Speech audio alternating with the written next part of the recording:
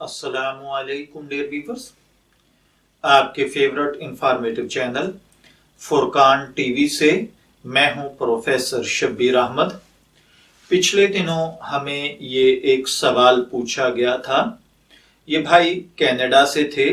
ان کا کہنا تھا کہ یہاں ہمارے ہاں اکثر میڈیسن میں 1% سے لے کر 25% تک الکوحل شامل ہوتا ہے۔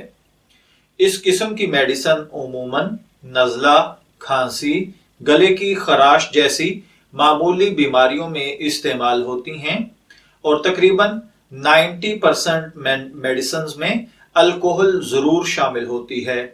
اب موجودہ دور میں الکوحل سے پاک میڈیسن کو تلاش کرنا مشکل بلکہ ناممکن ہو چکا ہے۔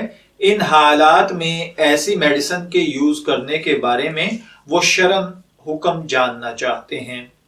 تو دیکھیے میرے بھائیوں اور بہنوں، الکوحل ملی ہوئی میڈیسن کا مسئلہ اب مغربی ممالک تک محدود نہیں رہا، بلکہ اسلامی ممالک سمیت دنیا کے تمام ممالک میں آج یہ مسئلہ پیش آ رہا ہے۔ امام اعظم امام ابو حنیفہ رحمۃ اللہ علیہ کے نزدیک تو اس مسئلے کا حل آسان ہے، اس لیے امام اعظم امام ابو حنیفہ رحمۃ اللہ علیہ اور امام ابو یوسف رحمۃ اللہ علیہ کے نزدیک انگور اور کھجور کے علاوہ دوسری چیزوں سے بنائی ہوئی شراب کو بطور میڈیسن کے حصول طاقت کے لیے اتنی مقدار میں استعمال کرنا جائز ہے جس مقدار سے نشہ پیدا نہ ہوتا ہو۔ دوسری طرف دواؤں میں جو الکوحل ملایا جاتا ہے، اس کی بڑی مقدار انگور اور کھجور کے علاوہ دوسری چیزیں مثلا چیڑ، گندھک، شہد، شیرہ وغیرہ سے حاصل کی جاتی ہے۔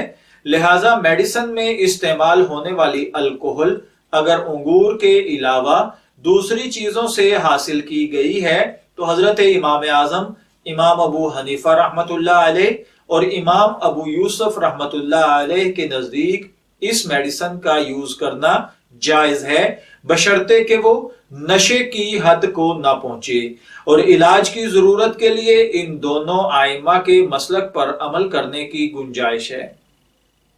جبکہ اگر الکوحل انگور اور کھجور سے حاصل کی گئی ہو تو پھر اس دوا کا استعمال ناجائز ہے، البتہ اگر ماہر ڈاکٹر یہ کہے کہ اس مرض کی اس کے علاوہ کوئی دوسری میڈیسن نہیں ہے تو اس سچویشن کے اندر اس کے استعمال کی گنجائش ہے۔ اس لیے کہ اس حالت میں حنفیہ کے نزدیک یہ چیز جائز ہو جاتی ہے۔